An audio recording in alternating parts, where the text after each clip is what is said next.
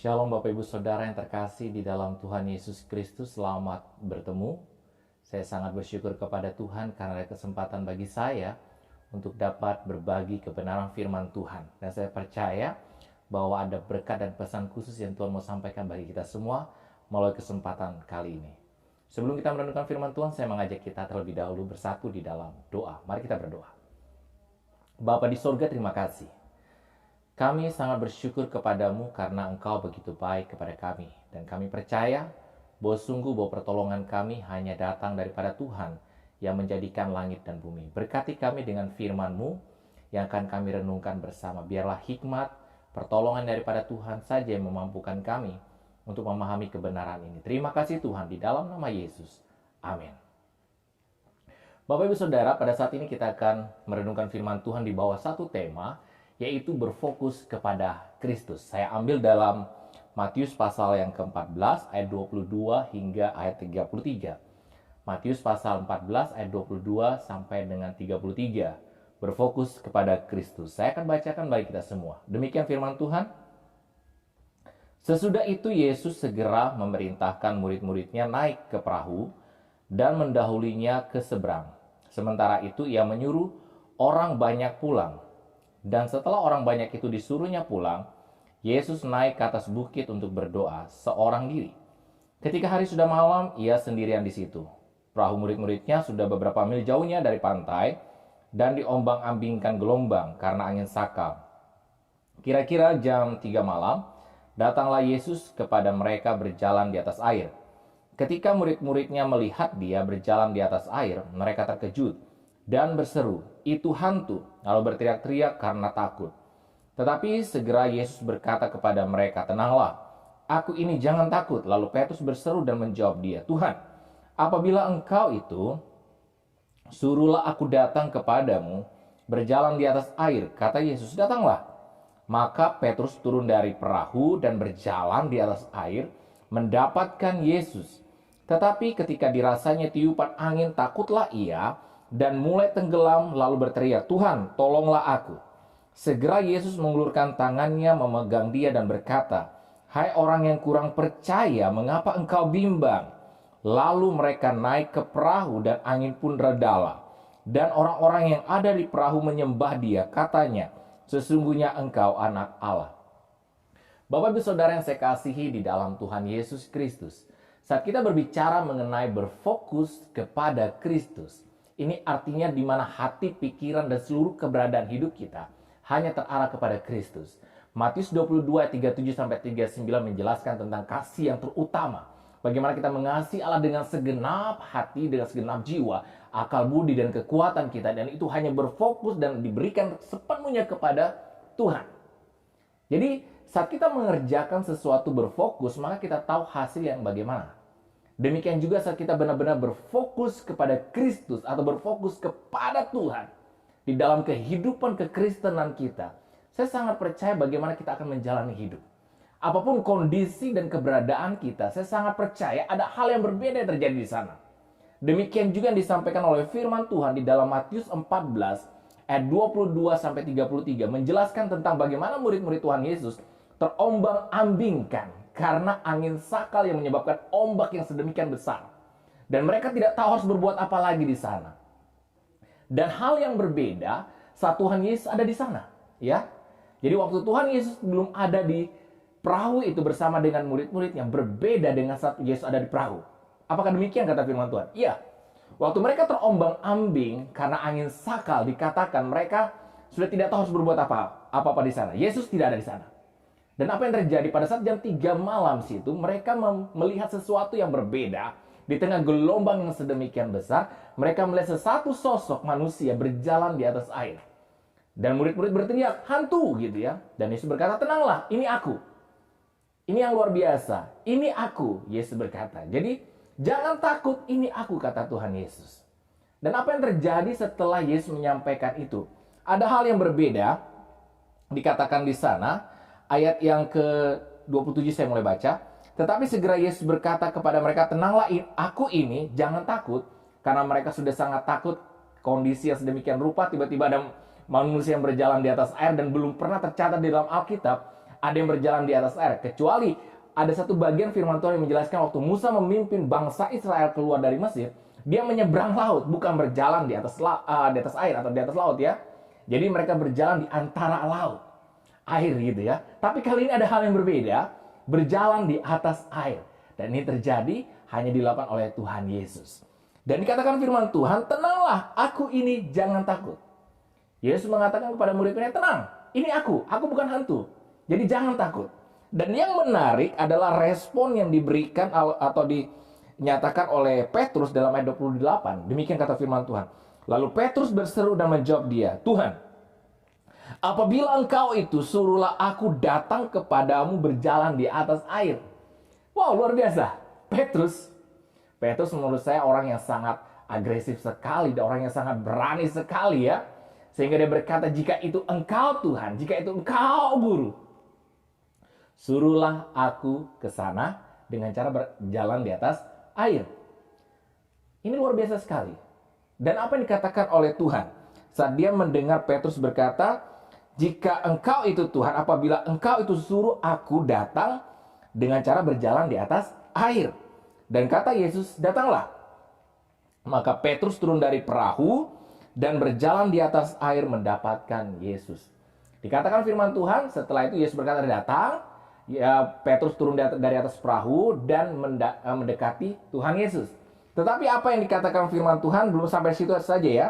Ayat 30, tetapi ketika dirasanya tiupan angin, ini dia. Yang tadi dia berfokus kepada Kristus. Dan dia berkata, apabila engkau itu Tuhan, suruhlah aku berjalan, datang kepadamu dengan berjalan di atas air. Yesus berkata, datang. Dan apa yang terjadi? Akhirnya membuat Petrus berjalan di atas air. Karena dia berfokus itu hanya kepada Kristus. Membuat dia berjalan di atas air. Tetapi waktu matanya, fokusnya tidak lagi kepada Kristus, ada hal yang berbeda. Apa yang berbeda? Saat dirasanya, ketika dirasanya tiupan angin, takutlah ia dan mulai tenggelam lalu berteriak, tolong! Tolonglah aku! Jadi waktu itu dia merasakan tiupan angin, dan tiupan angin itu membuat dia takut. Dia berfokus kepada kondisi yang ada di sekitarnya. Padahal waktu dia berteriak, jika itu engkau Tuhan, suruhlah aku berjalan di atas air. Dia tahu kondisi tetap sama. Hanya yang berbeda adalah tadi kondisi dia tidak berfokus kepada kondisi di sekitarnya. Dia hanya berfokus kepada Kristus. Dan yang terjadi dia bisa berjalan di atas air. Tetapi setelah dia mulai merasakan angin, itu kondisi itu membuat dia takut. Kondisi itu membuat dia gentar. Kondisi itu membuat dia gemetar. Dan ketakutan itu membuat dia tidak lagi merasakan dan menikmati apa yang sudah dia pernah nikmati. Ketakutan tidak menghasilkan apa-apa. Bahkan ketakutan bisa menghancurkan kita lebih lagi. Sekalipun kita pernah mengalami yang baik. Tapi waktu kita mengalami ketakutan, mengizinkan ketakutan, kekhawatiran menguasai kita, maka hal yang berbeda yang akan terjadi.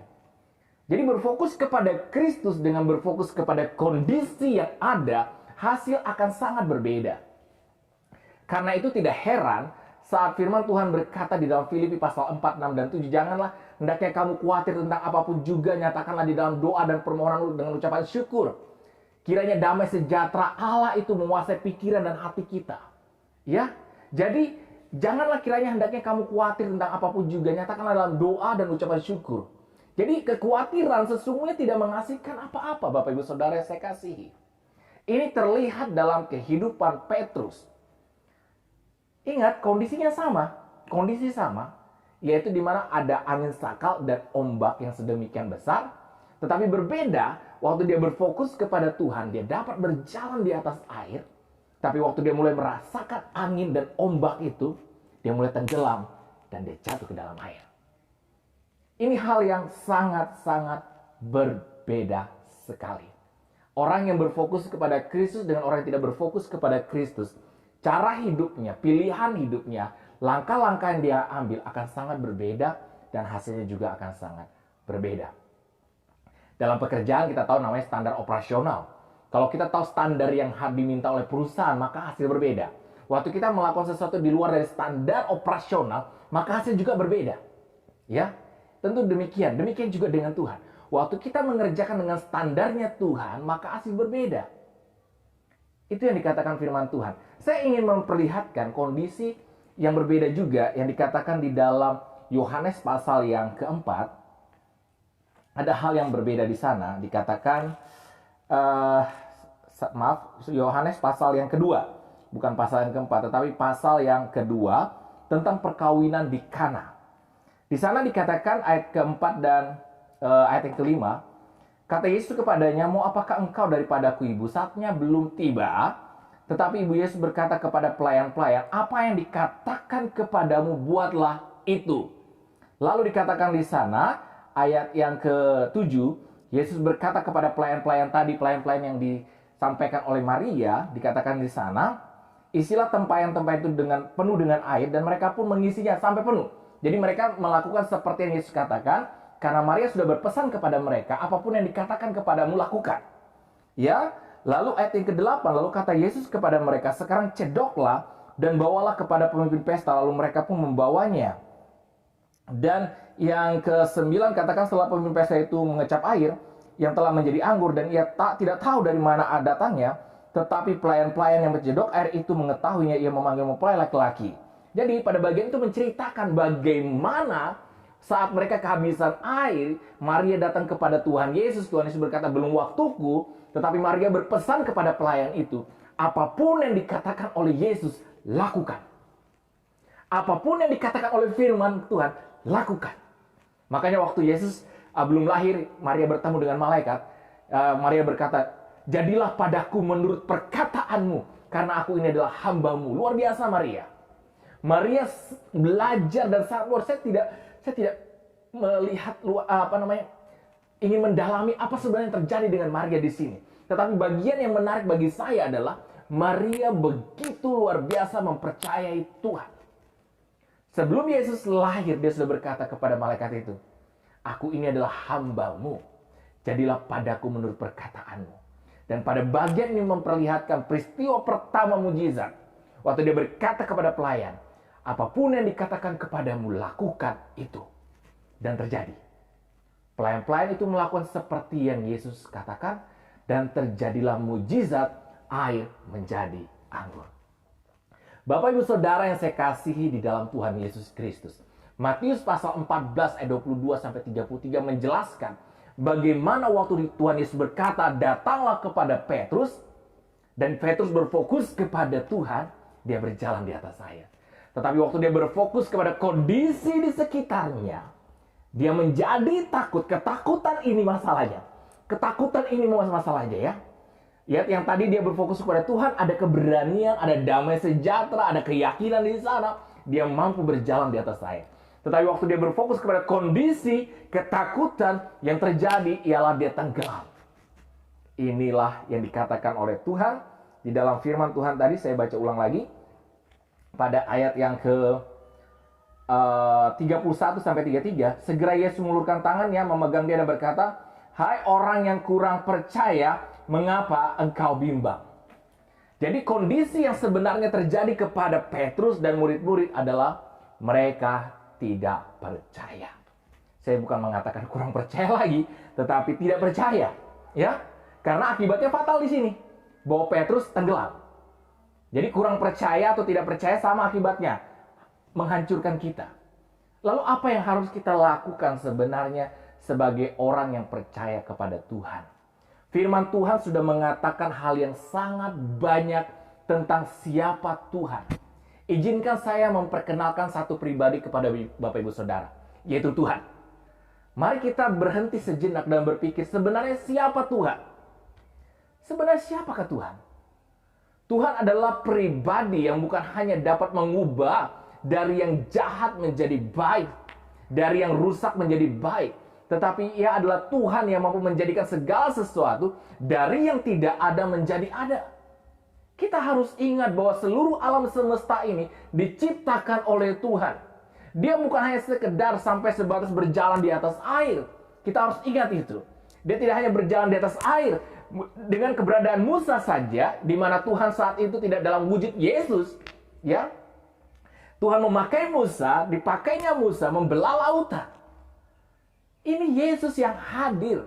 Dia bukan hanya bisa berjalan di atas air, dia juga adalah pencipta dari semua itu. Yesus adalah Tuhan. Yesus adalah Raja. Yesus adalah penolong yang sanggup memberikan pertolongan kepada Bapak, Ibu, Saudara, dan saya. Firman Tuhan berkata di dalam Mazmur 23, Tuhan adalah gembalaku, takkan kekurangan aku. Tuhan adalah gembalaku, takkan kekurangan aku. Saat berfokus kepada Tuhan, sesungguhnya yang terjadi adalah kepastian siapa yang memberikan pertolongan kepada kita.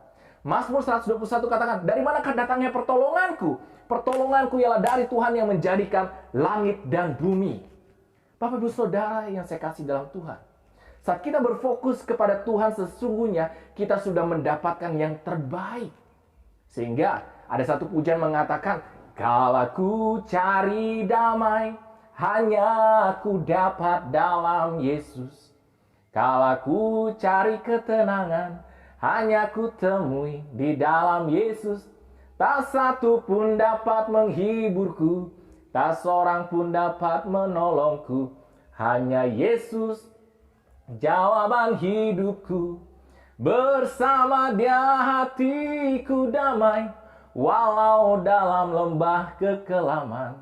Bersama Dia hatiku tenang, walau hidup penuh tantangan. Tak satu pun dapat menghiburku, tak seorang pun dapat menolongku.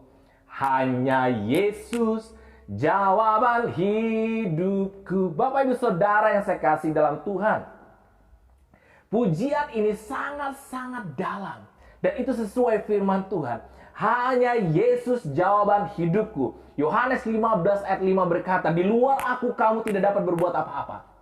Bapak, Ibu, Saudara yang saya kasih di dalam Tuhan, inilah yang sesungguhnya. Saat kita berfokus kepada Kristus, akan ada banyak hal yang tidak mungkin menjadi mungkin.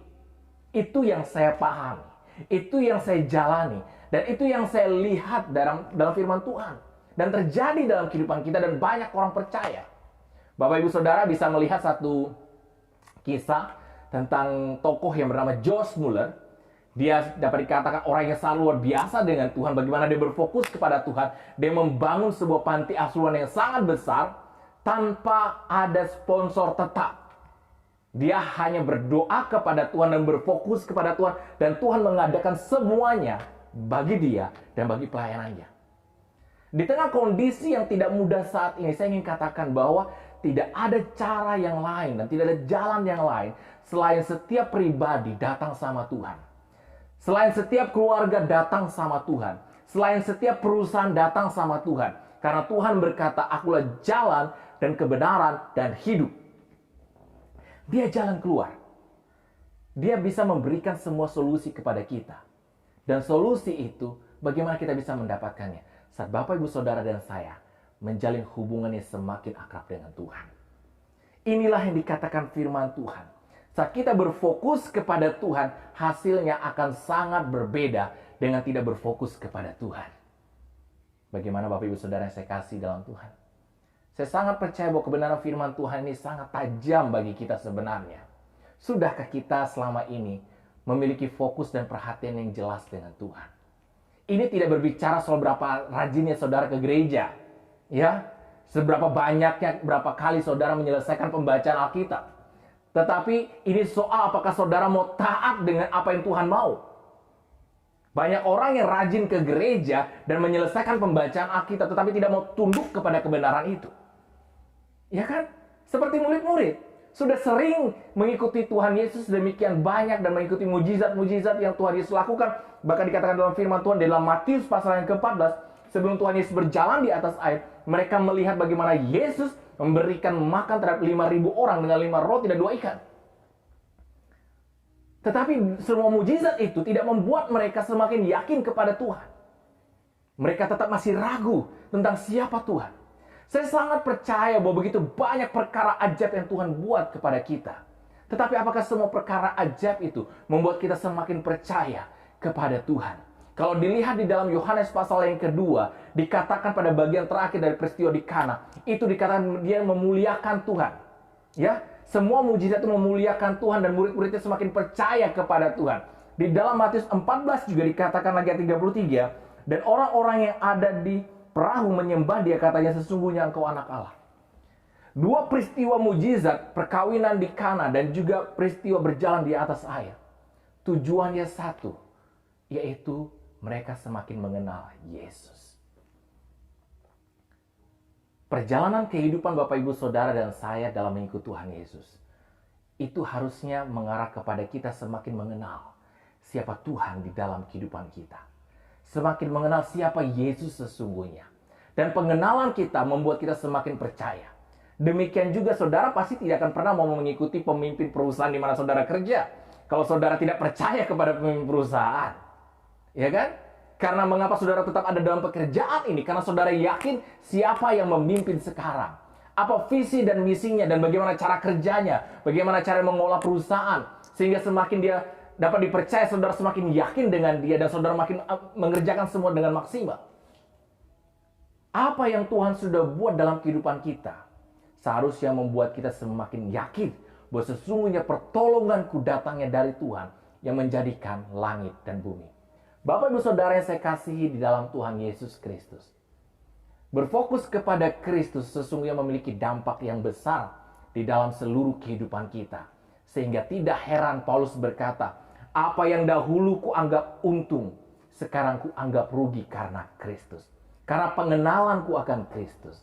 Kiranya kebenaran firman Tuhan pada kesempatan ini mengingatkan kita kembali sesungguhnya Tuhan mau melakukan perkara besar dalam kehidupan Bapak Ibu Saudara secara pribadi, di dalam keluarga, di dalam perusahaan. Saya sungguh mendorong Bapak Ibu Saudara untuk kembali melihat. Sudahkah kita mengasihi Tuhan dengan segenap hati kita, dengan segenap jiwa kita, dengan segenap akal budi dan kekuatan kita. Karena akan sangat berbeda waktu kita hanya mengerjakannya dengan asal-asalan atau setengah-setengah dengan berfokus kepada Tuhan. Pasti akan berbeda. Antara yang setengah-setengah dengan berfokus pasti akan berbeda. Kiranya firman Tuhan ini mendorong kita melihat apa yang sebenarnya Tuhan mau. Saya sangat percaya bahwa kondisi saat ini mendorong kita untuk mencari Tuhan lebih dalam lagi. Bertanya, sebenarnya Tuhan mau mengerjakan apa? Apa yang Tuhan mau buat melalui kehidupan saya? Apa yang Tuhan mau kerjakan di dalam hidup saya? Apa yang Tuhan mau kerjakan di dalam hidup saya untuk perusahaan di mana saya bekerja? Apa yang Tuhan mau kerjakan di dalam keluarga saya? Dan tentunya, setiap pribadi benar-benar berfokus kepada Tuhan, akan ada kekuatan baru di dalamnya. Bapak Ibu Saudara yang saya kasih di dalam Tuhan Yesus Kristus. Sungguh besar harapan saya bahwa setiap kita benar-benar menjadi murid Kristus. Yang benar-benar mencintai Kristus. Dan berfokus kepada Kristus. Dan hasil akan sangat berbeda. Kiranya firman Tuhan ini mengingatkan kita tentang siapa kita. Dan memberkati kita untuk menjadi pribadi yang lebih baik lagi di hadapan Tuhan. Mari kita satu di dalam doa. Bapa di sorga, terima kasih. Kami sangat bersyukur kepadamu. Karena pada hari ini kami sudah belajar firman Tuhan. Dan biarlah firman ini mendorong kami untuk benar-benar melihat apa yang sebenarnya Tuhan inginkan. Berkati kami Tuhan untuk melakukan seperti yang Tuhan mau. Berkati setiap Bapak Ibu Saudara yang sedang menyaksikan, mendengarkan firman Tuhan ini ya Tuhan. Kiranya berkat dan damai sejahtera Tuhan memenuhi kami semua. Terima kasih Tuhan untuk firman ini. Dalam nama Yesus kami sudah berdoa dan bersyukur. Haleluya. Haleluya. Amin.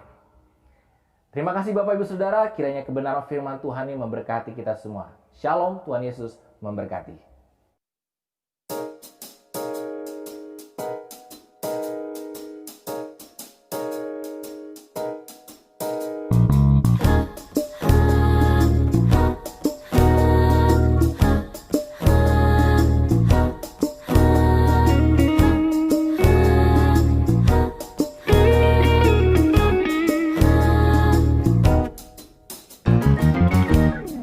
Ku tahu hatimu ragu, lalui jalan yang berliku, genggam